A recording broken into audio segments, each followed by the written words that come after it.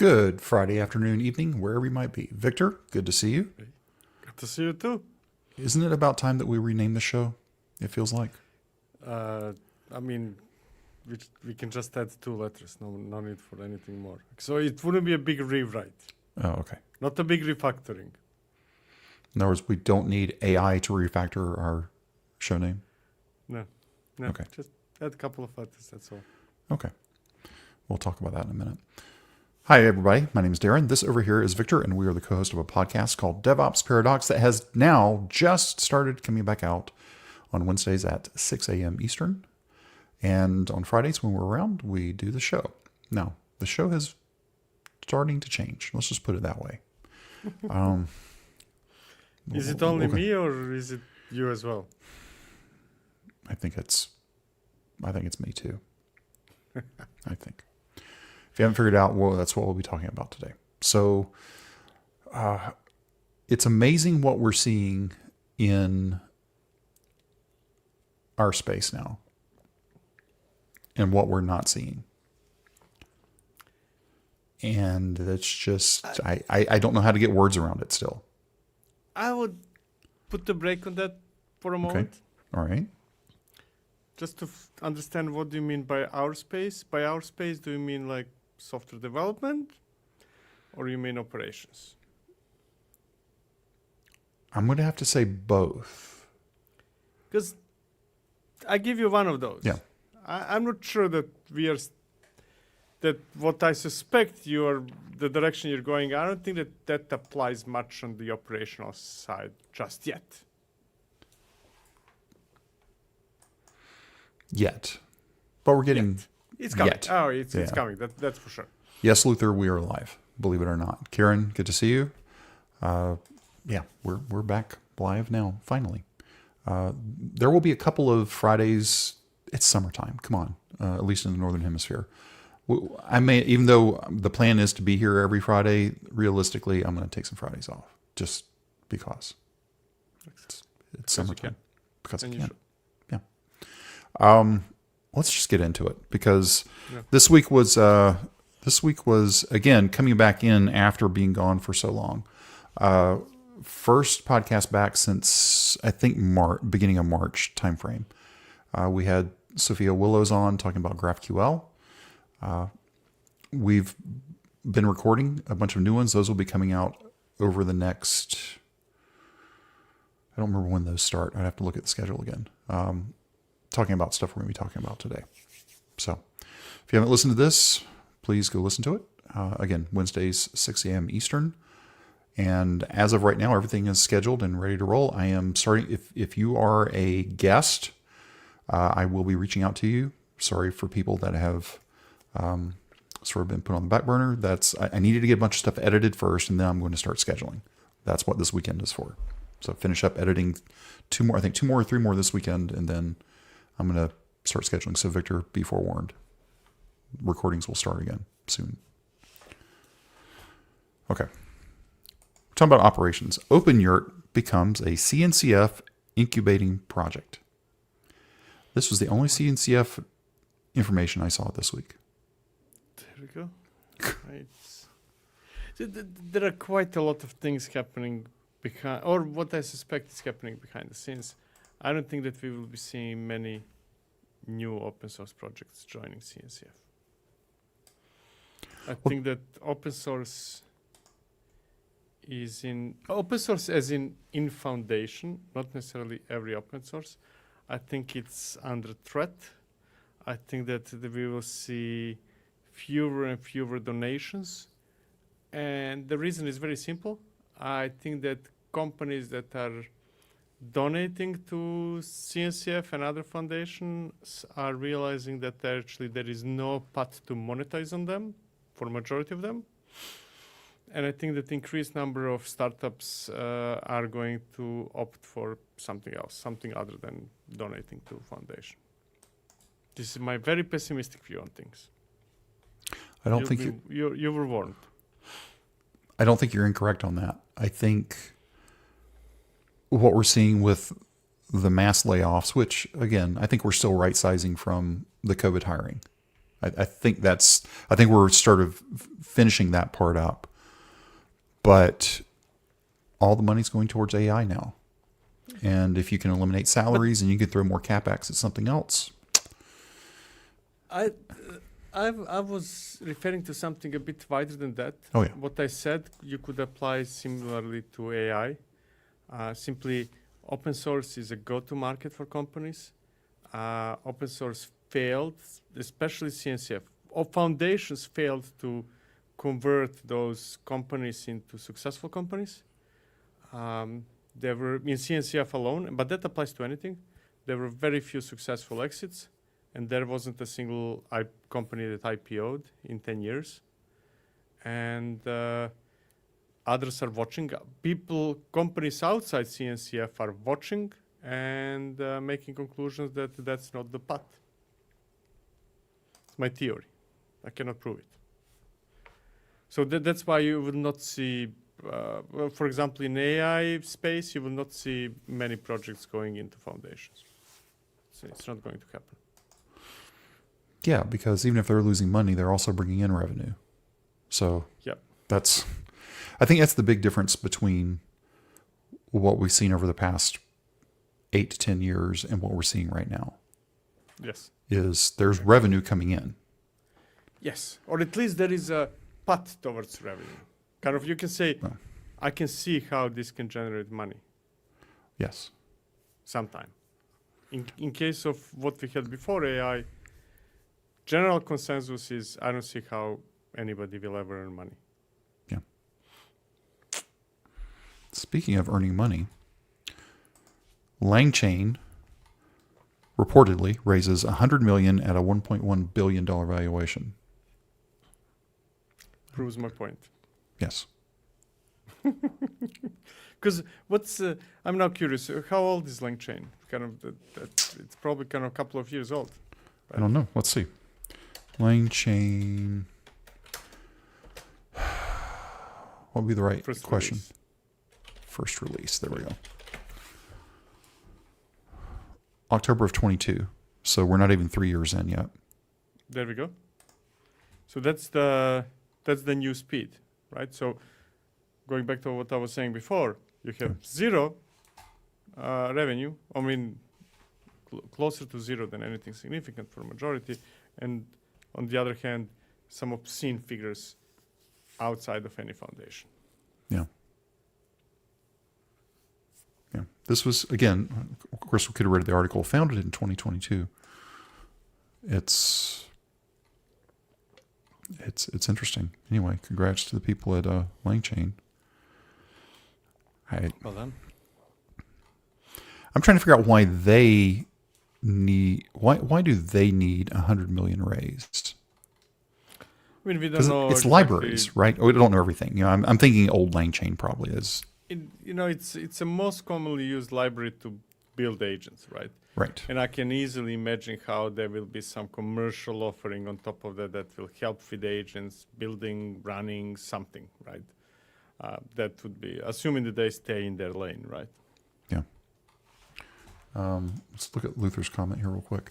My company, all employees are required to incorporate AI into every aspect of work, but also everyone knows it's for getting more productivity for less employees and nobody's happy about it. It's becoming, I'm not saying it is, but it is becoming a new reality, right? Whether we like it or not. And the only advice I have it right now is I don't know what will happen. I don't know whether this is good. I don't know whether this is bad. But I know that try to be on the good side of it, right? So don't try to be the one that is actually going against it, because then you will be the one in that group that ends up being laid off, if there is a layoff.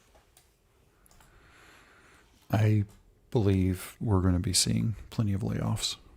Yes. Initially, yeah. I think that it's a rubber band problem again, right? I think yes, we will see a lot of layoffs, but not every company will do a lot of layoffs. And then those companies that don't do a lot of layoffs will end up with the same workforce being much more productive, and they will be producing more, doing it faster or better or what's not, and then they will raise the bar for everybody else of what is expected from us. And once you raise the bar, then you actually, if you become more productive, and at the same time you raise the bar of what is expected, then actually the number of people needed to do it stays the same. Like, good example is, okay, so this is a question to you, Darin, right?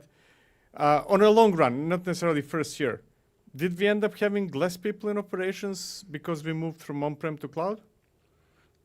We typically had a lot more, which is the opposite of what people wanted. Exactly.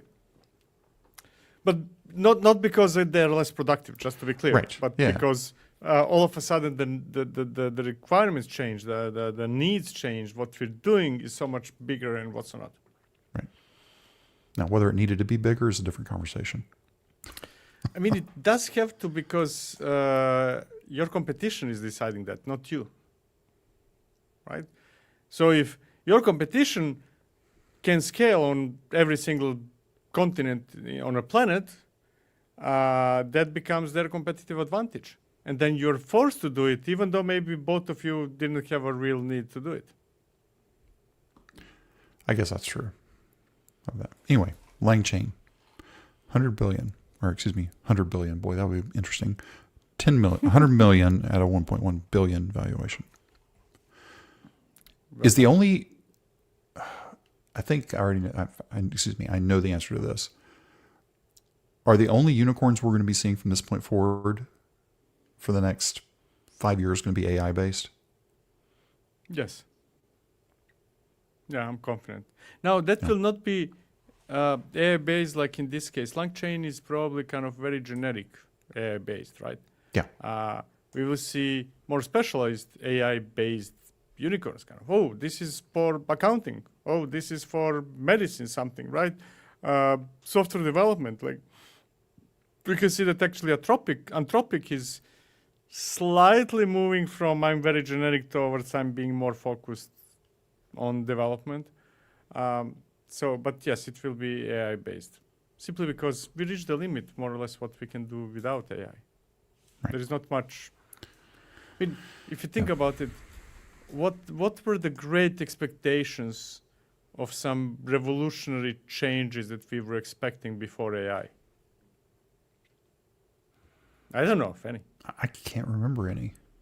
Yeah, because there isn't. The last big change, that was containers in Kubernetes. Yeah. And before that, that was cloud, and so on and so forth. Now it's AI. And there wasn't anything waiting behind the corner to compete with it. Yeah. Well, speaking of containers, Docker brings Compose to the agent era. This came out yesterday, I believe. Building AI agents is now easy. So what does this mean? Docker makes it easy to build, ship, and run agents and agentic applications. Docker Compose. It's all about Docker Compose again. I think it's going to be, first of all, well done. We need that, but that's a playground rather than kind of... That's not operations. Big enterprises are not going to run one agent as a container, and they're not Docker, and they are going to run 100 agents, right? But they're going to run them at scale, and they're not going to do that using Docker. Container images, yes, but that's going to be Kubernetes, or maybe we'll get something else, but it's not going to be Docker. No offense, Docker folks. They also announced Docker Offload, a seamless way to run your models and containers on a cloud GPU. You get 300 minutes of free offload usage. I don't think that's a month. I think that's just, you get 300, period. Nice. So, and production ready with cloud and Azure. Of course, they've had, that's ACI. If it's ACI and Google Cloud Run, they've had that for, or was it AWS Google they Cloud had? Run is not, and Azure Container Apps, neither of them is really Docker. Okay. Whether you can control them in Compose, that's quite possible. This is what, so it's gcloud run compose up. Yeah. Oh yeah. Yeah. So, That's not too bad. Yeah. Okay. So congrats, Docker. Okay, you mentioned Anthropic. The episodes that Victor and I are going to be doing is my re-entrance to humanity, I guess, after a few months. Dipping your toes. Is there that expression? Dipping my toes, yeah. That's a way to think of it. So I put these two in. By the way, all the links are already down in the description today. I grabbed this and then this next one. Oh, no. Where is it? Oh, this one. I moved things around. There's this code with Claude that was just posted. It was a month ago, but 30-minute video showing how to use it. Of course, I haven't watched it yet because I'm just making it as painful for myself as possible. I will say, and again, the episodes will be coming out. Claude Code is very interesting. It's interesting. I think that's all I want to say because I don't want to pull back too much of the curtain because I want you to see the pain and suffering I'm going through to get to the point that I'm at. There are many things I like about Claude Code, but the one within this context, so I don't want to reveal what we talked either, but one within context is that I bet that if you used Claude Code for, let's say, a week, without reading any documentation, without reading that blog post or anything like that, you would come to the exactly same best practices as in that document. That's how simple and streamlined it is. Eventually, you would get to the same conclusions and same commands and everything, right? Yeah. And there's 5 of them in total, so you cannot make a mistake. It's not a big thing, yeah. A couple of other things around Claude Code. This is a new desktop app that allows you to search your conversation history. Okay. Nice. Whatever. You're sharing your screen if that's what you're trying to do. Oh, dang it. Sorry. I thought I did. Okay. There we go. So that is that. So screenshots and demo, whatever. Just like there's all the other awesomes, there's an awesome Claude Code. I haven't looked through this one yet, but nice. Trying to understand that. But then I found, okay, enough of the direct Claude stuff. I found this. Backlog.md. Have you heard of this? No. What is it? It's a Markdown native task manager and Kanban visualizer for any Git repository. Oh, nice. So it turns any folder with a Git repository into a self-contained project board powered by plain Markdown files and zero config CLI. Nice. Now, why is Markdown important, Victor? Because it's the easiest way to write something that is readable by others afterwards. And others means? Anything. Humans, machines, anything you want. Actually, it's not for machines, but okay. It's readable. Not necessarily best format, but readable. Right. So it'll be interesting to see how this might play out. This was MIT licensed. I do want to call out one thing here at the end. Do anything with it, just give credit. That's not what MIT is about. Do anything is what MIT is about. Yep. And if you don't mind, please give credit. That would be the proper. Mandatory. It's not mandatory. No, that's a different license. But it has some CLIs like create a task and whatever. So I haven't dug into this yet, but it looks interesting. You can see it in a browser as well if you don't want to see it from the CLI. Very nice. Looks interesting. Your 2 videos over the past 2 weeks since we weren't here last week. Better code reviews. It's kind of a no-brainer. Just Yeah. Let it spit out something and then think whether you want to use it or not. Right. And then this week's was Vibe Coding Explained, and you went deep and wide on this. Not deep, you went wide. Let's put it that way. Wide, let's say. Shallow and wide, yeah. Shallow and wide. I don't want to spend much time on each of them. I think that there were like anything between 15 and 20 rules or whatever you want to call them that I currently use. And by the time you watch this, I will probably change opinion on at least a quarter of them. Yeah. Now, one thing I wanted to call out that we were talking about earlier, you recently changed your channel name. Yes, because I got a couple of complaints from people kind of, hey, you're now talking mostly about AI. What about DevOps? And then I said, okay, let me make it clearer and change the title. Sure. There we go. Yeah. I have been sitting and trying to figure out what else is there right now. And I think you're right, going back to the top, there isn't much besides development. So depends from the perspective. Okay. First of all, right? So for a normal person doing normal job as a software engineer or this kind of that, kind of, hey, you have to touch AI, kind of. There is plenty of things to learn. There are plenty of things to do, and so on and so forth, right? Kind of like, maybe you can be lost in Kubernetes for the next 15 years alone, right? When I say that there is nothing else outside of AI, I'm more referring to the advancements, right? Not necessarily, nobody should be doing anything but AI today. No, you should be doing your jobs, whatever those jobs are. It's just that when I look at what's coming and what are the interesting things that I want to, independently of the YouTube channel, this podcast, or this or that, what are the interesting things that I want to focus on? What is coming up, then that's all AI, one way or another. Except that in my case, that is always focused on, cloud or development or, software engineering. Right. I don't care much about writing books with AI. Not writing books, not generating images, even though you're doing plenty of image generation with it. I might do that, but still within the context of the channel, yes. Right.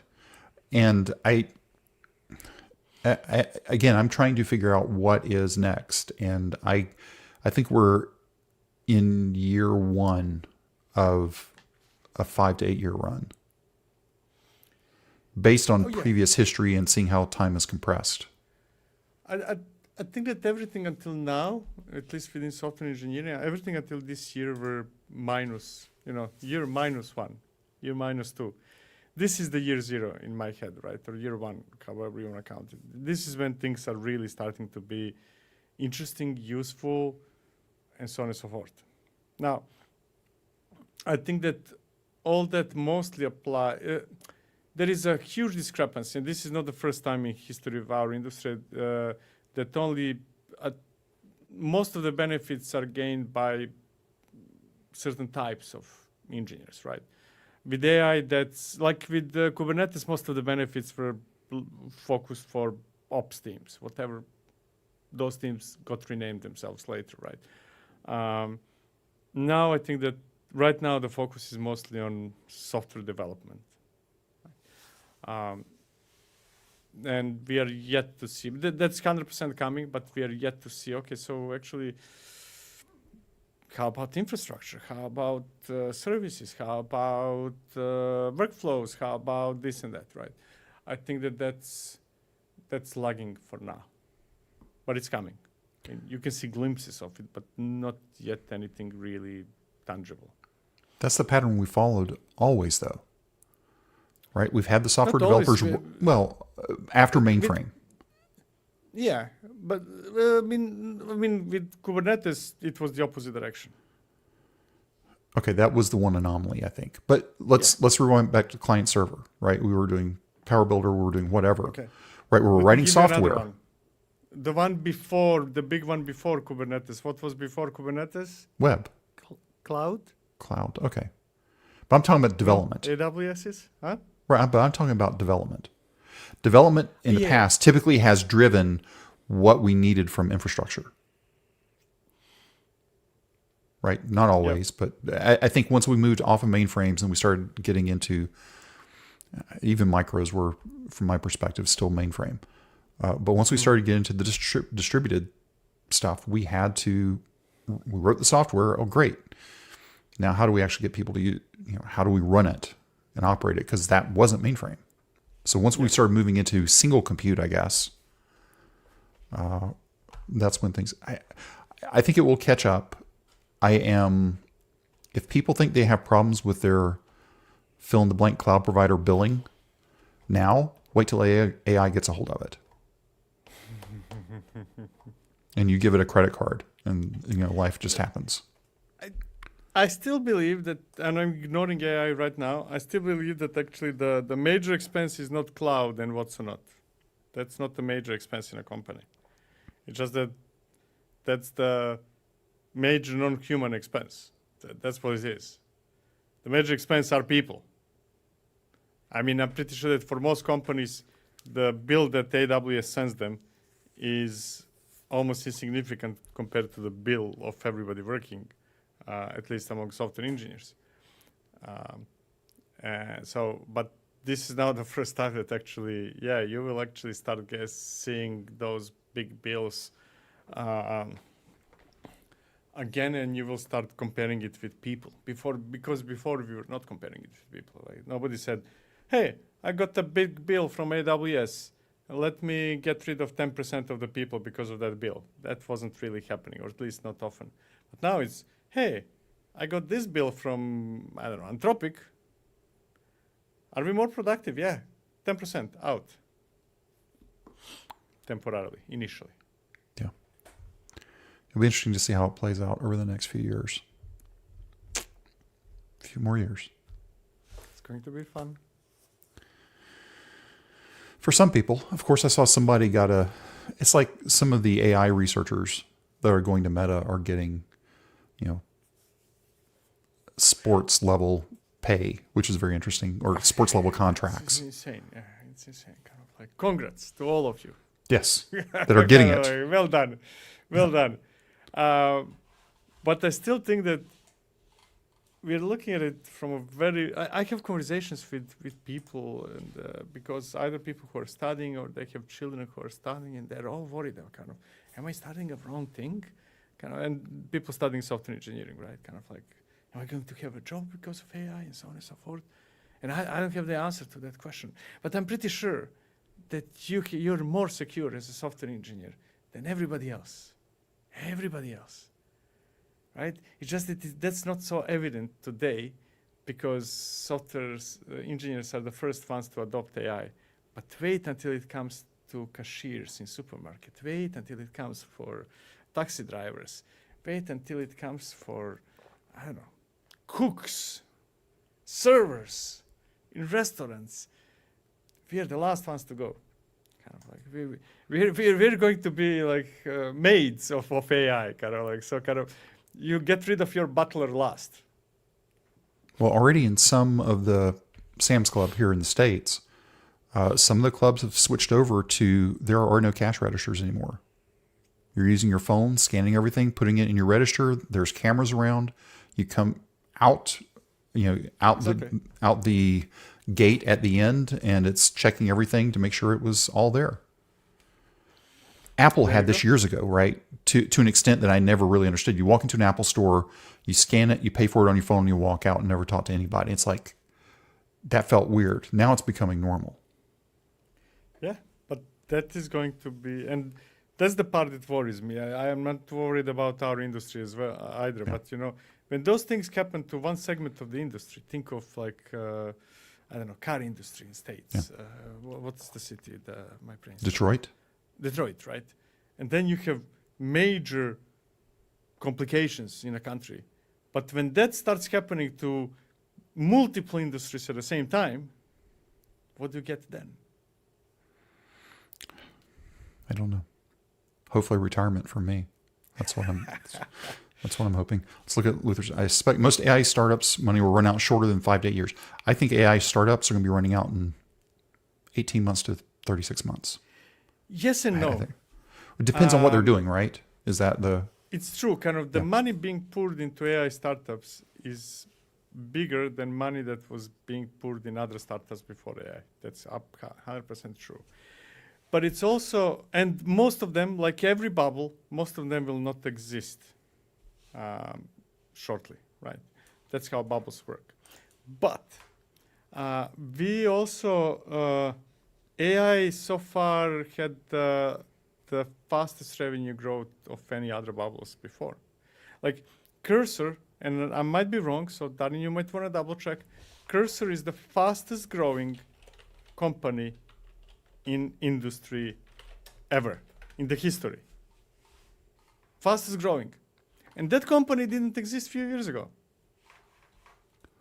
So I'm not talking about NVIDIA, existed forever. I'm talking about company, didn't exist a few years ago, has tremendous revenue. I don't know whether they're cash positive or no, but tremendous, kind of unbelievable, how do you call it in English, in American, multiplies, right? Kind of like year over year multiplies. Amazing. Everybody will want to invest there. Anthropic as well. So yes, most of them will disappear, but also we never saw such revenue growths before either. So yeah, I'm just looking at Wikipedia on Cursor, and founded in 2022 by 4 guys at MIT. oh, that's a company probably before Cursor. They had one unsuccessful. Right. They basically changed completely what they do. Launched Cursor, raised $8 million in seed, led by OpenAI's round, then raised Series A by Andreessen, valuing at $400 million. Then November of last year, they bought Supermaven, 25, Thrive, and Andreessen did a Series B. Yeah, that's, I don't know. But will Cursor still exist in a year? No, Cursor, yeah, they have huge revenue growth. Oh, that's true. Yeah.